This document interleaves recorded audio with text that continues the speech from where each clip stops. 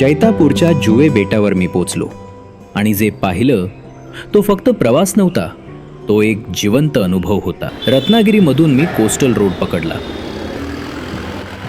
मालवण देवगडच्या दिशेनं जाताना रस्ता जणू निसर्गाच्या कुशीतूनच पुढे सरकत होता. एका बाजूला डोंगर, दुसऱ्या बाजूला समुद्राची चाहूल आणि मध्ये वळणावळणाचा रस्ता. गाडी चालवत असताना समोर दिसणारे दृश्य, साईडनं धावत जाणारी झाडं, कधी समुद्राची चमक, कधी शांत गावं. प्रत्येक फ्रेम कॅमेऱ्यात बंदिस्त करावी अशीच होती. आणि मग जैतापूर जवळ असलेल्या त्या छोट्याशा बेटाच्या दिशेनं मी गाडी वळवली. मनात उत्सुकता होती, पण पुढे जे अनुभवायला मिळणार होतं त्याची कल्पनाही नव्हती. तिथे मला स्वप्नील भेटला. संध्याकाळचे साधारण 6:30 वाजले होते.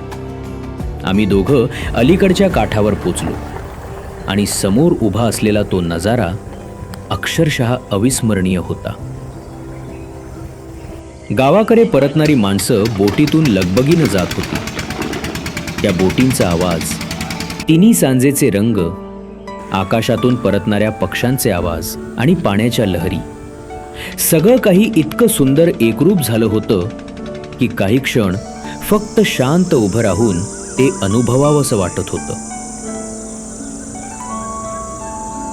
स्वप्नीलनं बोट सुरू केली आणि तिची धडधड सुरू झाली.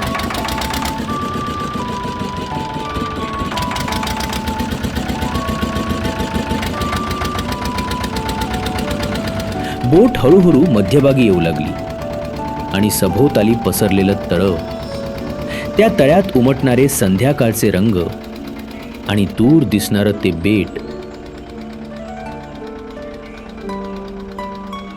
मनाला अधिकाधिक आकर्षून घेत होतं. जसं जसं गाव जवळ येत होतं तस तसं मनातलं कुतूहल वाढत होतं. किनाऱ्यावर पोचलो.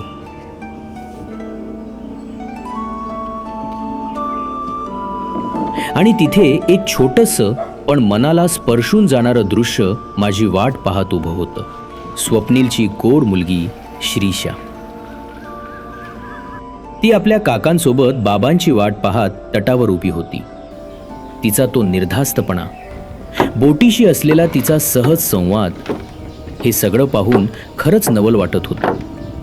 ती शांत संध्याकाळ,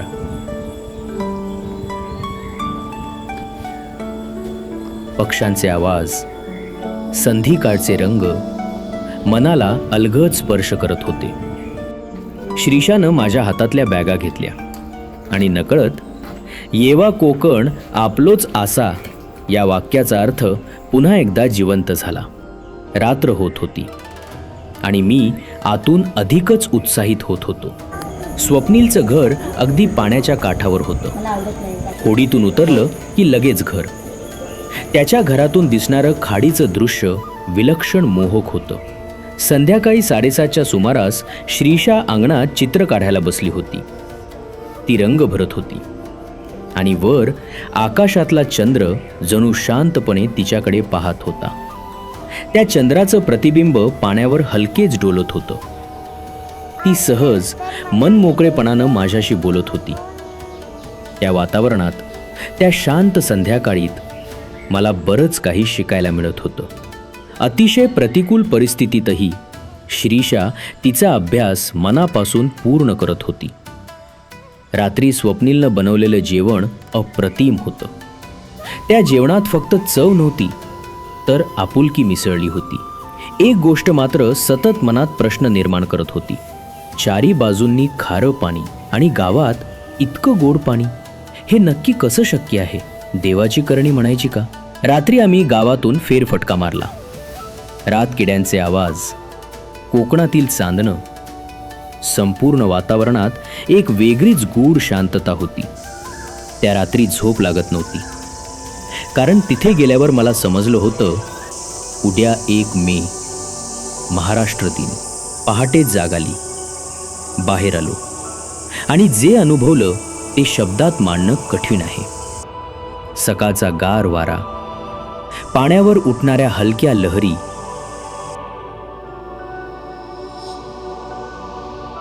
आणि हळूहळू जागं होणारं ते बेट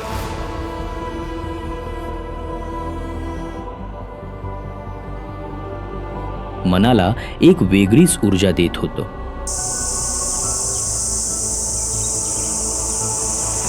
ध्वजवंदनासाठी आम्ही शाळेकडे निघालो.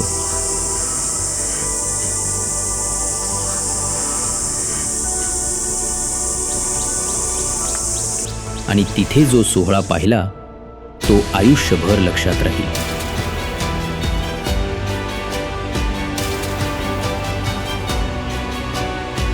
फक्त 5 मुलांची शाळा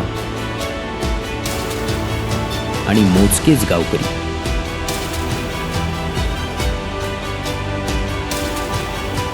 पण शिस्त, देशप्रेम आणि त्या मुलांचा आत्मविश्वास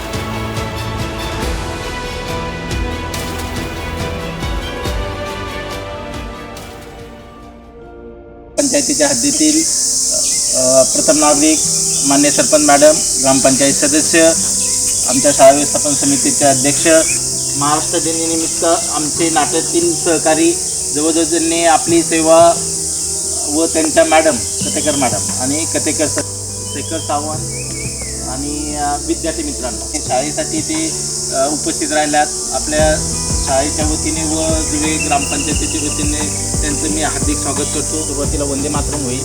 वंदे मातरम नंतर त्याचं वंदन केलं जाईल, नंतर राष्ट्रगीत आणि नंतर महाराष्ट्र गीत. या पद्धतीने नवीन क्रम परिपत्रकानुसार आज आपण घेणार.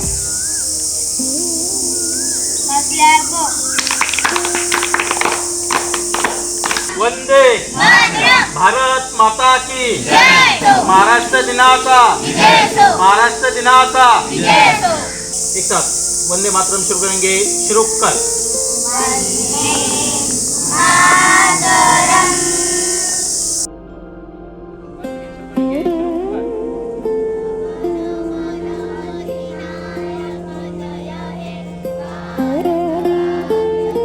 अगदी काटेकोर नियम पाळून हा सोहळा पार पडला. नंतर शिक्षक, सरपंच, प्रमुख पाहुणे आणि गावातील महिलांशी गप्पा झाल्या. गावचे मुख्याध्यापक आमचे धामणे सर, आज आपण महाराष्ट्र दिन साजरा करत आहोत. म्हणजे जसे पूर्ण भारत स्वातंत्र्य झाला तसंच आपले वेगवेगळे प्रांत आहेत, भाषावार प्रांत स्वातंत्र्य झाल्यानंतर खऱ्या अर्थाने तुम्ही हे गावातील लोक, ह्या जुळे बेटातील लोक सगळ्यात आनंदीमय आहे. तुमचं ऐश्वर ह्याच्यातून फुलणार आहे. मोठमोठ्या शहरामध्ये हे पैशाच्या भौतिक सुखाकडे धावलेले लोक आहेत आणि त्याच्यामुळे आपल्या संपूर्ण जीवनशैलीचा ऱ्हास होतो आहे. परंतु ही जीवनशैली, तुमची ही जीवनशैली आहे, ही आपल्याला मानवाला उत्कृष्ट अशी आहे. एवढं बोलून माझे 2 शब्द पूर्ण करतो. जय हिंद, जय भारत. नमस्कार, माझं नाव आराध्या अक्षय सरपोळे. मी जुवेगावची सरपंच आहे. तर जुवेगावात मेन साधन म्हणजे काय, रस्ता होणे हे खूप गरजेचं आहे. आत्ताच्या ह्याच्यामध्ये रस्ता नाही, त्यामुळे खूप शाळेच्या मुलांचं पण नुकसान होतं. त्यांना रोज पावसामध्ये पण आणि एरवी पण जाणं येणं. आम्हाला बाजार पण जैतापूर, इथे मार्केट नाही, काही नाही, त्यामुळे थोडा प्रॉब्लेम होतो. रस्ता व्हायला पाहिजे, पर्यटन व्यवस्था व्हायला पाहिजे इथे, की जेणेकरून पर्यटन व्यवस्था झाली तर इकडच्या लोकांना रोजगाराची संधी उपलब्ध होईल. आणि जे मुंबईकडे गेले त्याच्यामुळे या शाळेचा पण पट आमचा कमी आहे, तो शाळेचा पट पण वाढेल आणि गावाचा विकास पण होईल, लोकांना रोजगाराच्या संधी उपलब्ध होतील. आम्ही पण जे येतात पर्यटक त्यांना आमच्याकडून जेवढं सहकार्य होईल तेवढं आम्ही करतो. त्यांना जेवणाची सोय वगैरे, पुन्हा राहण्यासाठी प्रॉब्लेम होतं, पण जेवढं बोटिंग वगैरे आहे, बोटिंगची वगैरे सोय आहे आमच्या इथे, आणि तर तेवढं आम्हाला जरा सहकार्य करावं आणि पर्यटन वाढण्यासाठी थोडं प्रयत्न केला. माझं नाव दिलीप दत्ताराम कथेकर. मी शिक्षक म्हणून काम केलेलं आहे मत्स्य शाळेमध्ये. या गावाला मी भेट देण्यासाठी आज इथे आलो आहे. या गावात नैसर्गिक संपत्ती भरपूर खूप आहे. चारी बाजूने पाणी आहे आणि निसर्गाचं या ठिकाणी संरक्षण केलेलं दिसते आहे. परंतु या गावाची लोकसंख्या कमी होत आहे. रोजगाराचा प्रश्न असल्यामुळे लोक स्थलांतर होत आहे. परंतु हा रोजगार प्रश्न निर्माण करण्यासाठी ग्रामपंचायतीने पायाभूत सुविधा निर्माण केल्या पाहिजेत, तर लोकांना रोजगार मिळू शकेल आणि त्यांची प्रगती होऊ शकेल. लोकसंख्या वाढवण्यासाठी, स्थानिक लोकसंख्या वाढवण्यासाठी आपल्याला सरकारकडून काहीतरी मदत मिळाली पाहिजे. पायाभूत सुविधा व्हायला पाहिजेत. मुख्य म्हणजे रस्ता या गावाला जोडणारा पाहिजे आणि त्यानुसार या गावाचा पुढे पुढे विकास होऊ शकेल असं मला वाटतं. गावाच्या अनेक गोष्टी समजल्या, संघर्ष समजले आणि त्या संघर्षातही टिकून राहिलेली आशा दिसली. त्या मुलांनी पुढे काय बनायचंय हे इतक्या स्पष्टपणे सांगितलं की मन भरून आलं. नमस्कार, माझे नाव ज्ञानेश्वरी पोपट धामणे आहे. माझ्या शाळेचे नाव जिल्हा परिषद प्राथमिक शाळा जुवे जैतापूर आहे.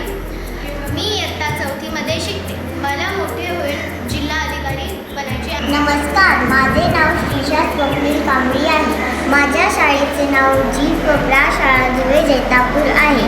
मी इयत्ता 4थीत शिकते आणि मला मोठे होऊन डॉक्टर बनायचे आहे. मी इयत्ता 2रीमध्ये शिकते. माझ्या शाळेचे नाव जी कोपरा शाळा जुवे जैतापूर. मला मोठे होऊन पोलीस बनायचे आहे. माझे नाव वेदांत गिरी. माझी शाळा जी पवरा शाळा जुवे जैतापूर. मी इयत्ता 4थीमध्ये शिकतो. मला पायलट व्हायचे आहे. नमस्कार, माझे नाव आरू समोर कांबळी आहे. मी इयत्ता 3रीत शिकतो. मला मोठे होऊन जिल्हा अधिकारी बनायचे आहे. फक्त 5 मुलांनी म्हटलेल्या कविता 40 मुलांच्या आवाजाएवढी ऊर्जा निर्माण करत होत्या. इतिहासाचे रंगरूप है आरे या नगरा. Roti in the pan, roti in the pan. Pop pop toss toss, roti in the pan. आणि तिथेच मनात अनेक प्रश्न उभे राहिले. जिथे दळणवळणासाठी बोटीशिवाय दुसरा पर्याय नाही, उच्च माध्यमिक शिक्षणासाठी दुसऱ्या गावात जावं लागतं, संपूर्ण पावसाळा बेटावरच अडकून राहावं लागतं, तरीही या मुलांची जिद्द इतकी मजबूत कशी? उदरनिर्वाहासाठी मोजकेच पर्याय, मर्यादित साधनं, पण चेहऱ्यावर तक्रार नाही, उलट समाधान होतं. हे सगळं अनुभवून मी परतीच्या प्रवासाला निघालो. पण खरं सांगायचं तर पाय परत निघाले होते, मन मात्र अजूनही त्या बेटावरच थांबलं होतं. जुवे बेटानं मला फक्त निसर्ग दाखवला नाही, तर माणुसकी, साधेपणा आणि जिद्दीचं खरं रूप दाखवलं. इथल्या लोकांची जीवनशैली, त्यांचं समाधान आणि परिस्थितीशी लढण्याची ताकद, हे सगळं मनात कायमचं घर करून गेलं. जर तुम्हालाही पाणी, किनारा आणि कोकणाचं निरागस सौंदर्य मनापासून अनुभवायचं असेल, एखादा दिवस निवांत भटकंती करत जगापासून थोडं दूर जायचं असेल, तर एकदा नक्की भेट द्या जैतापूरच्या जुवे बेटाला. आणि जुवे बेटावर यायचं असल्यास स्वप्नीलचा संपर्क क्रमांक डिस्क्रिप्शनमध्ये दिला आहे. तो नक्की सेव्ह करून ठेवा, कारण काही ठिकाणं पाहून संपत नाहीत, त्यांचा मागोवा घेत राहिला की ती हळूहळू मनात उतरतात. आता पुढच्या प्रवासात आपण भेट देणार आहोत अशाच एका तळाशील या अद्भुत बेटाला. तोपर्यंत कोकण गंध सोबत राहा. तोपर्यंत सबस्क्राईब करा, शेअर करा. कॅमेऱ्यातून अलगद तुमच्या हृदयापर्यंत.